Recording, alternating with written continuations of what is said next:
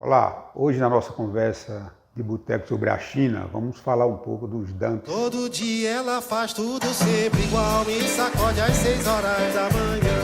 Me sorri um sorriso. Dump, na verdade, não são umas práticas muito aconselháveis para que os países pratiquem. Mas, na verdade, quando a gente vai observar o processo de desenvolvimento que os países passam, todos eles terminam praticando, de certa forma, alguns dumps. Por exemplo, a China.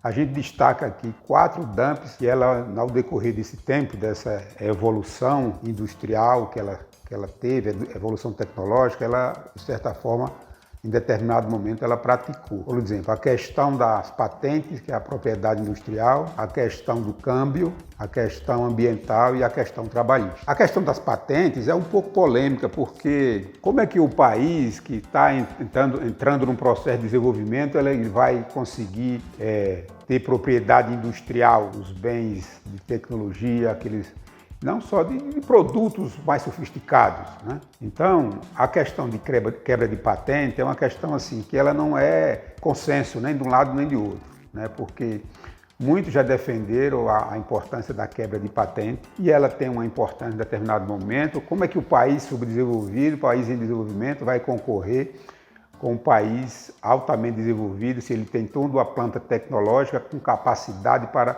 desenvolver os seus produtos mais sofisticados? A quebra de patente pode favorecer aos países menos desenvolvidos. Só que esse país menos desenvolvido também nem sempre tem uma planta, uma instalação, uma infraestrutura suficiente para conseguir implementar esses produtos, né? E por outro lado também você pode desestimular os países que têm tecnologia, que criam esses bens mais sofisticados, a ficar desestimulados, porque eles vão fazer um investimento, criar aquela propriedade industrial, depois quebrar a patente e ele perde.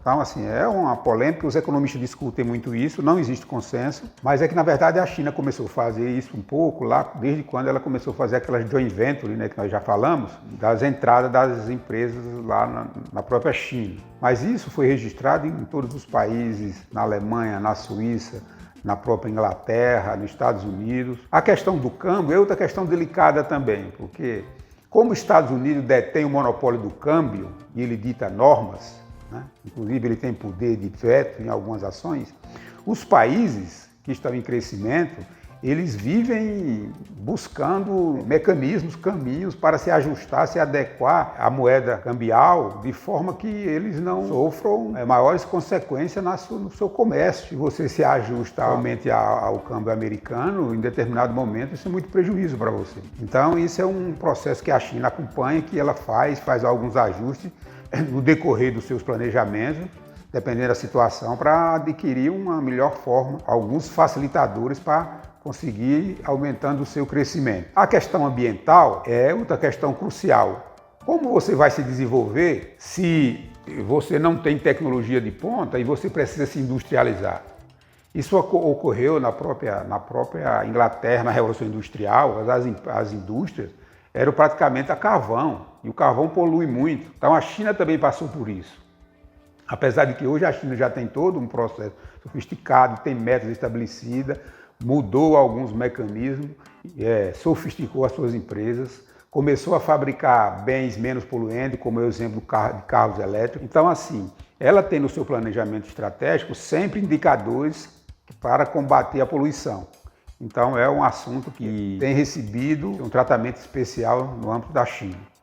As questões trabalhistas são também umas questões que você não consegue se desvencilhar delas assim de início, porque é o seguinte: quando você começa a industrializar o seu país, o seu trabalhador, geralmente o trabalhador está numa região mais afastada, pode ser no campo, e foi o que aconteceu na China.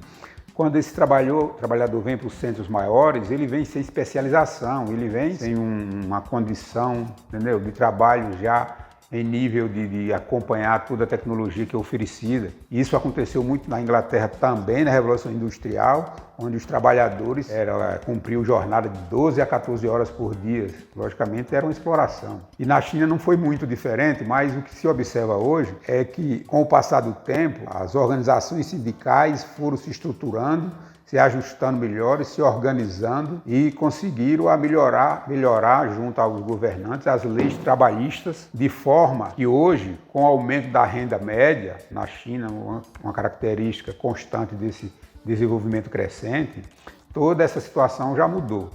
Então, esses 4 dumps, todos os países que passaram pelo processo de industrialização, de sofisticação, de desenvolvimento, convém frisar que eles também passaram por isso. Foi assim na Coreia do Sul, foi assim na Suíça, foi assim na Alemanha, foi assim na Inglaterra, foi assim nos Estados Unidos. Então, o que se observa hoje é quanto a China evoluiu com relação a esses dumps que ela praticava, até por uma questão de sobrevivência, até para conseguir, entendeu? Se inserir no mercado e superar alguns grandes competidores. Porque, na verdade, quando você entra falando na economia global, no mercado global, como é que um país em desenvolvimento pode competir com um país já desenvolvido? O país tem a tecnologia, né?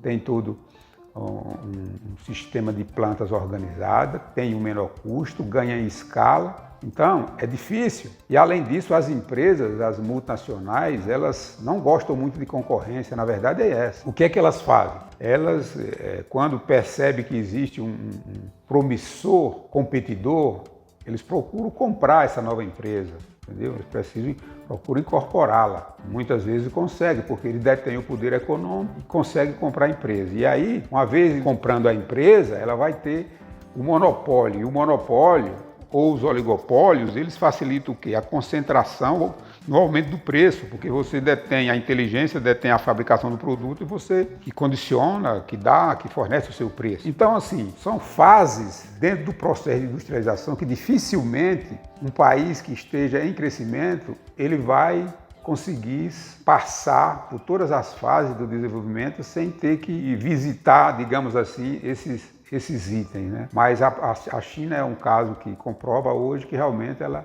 conseguiu se sair muito bem. É isso aí, gente. Por hoje é só. Obrigado.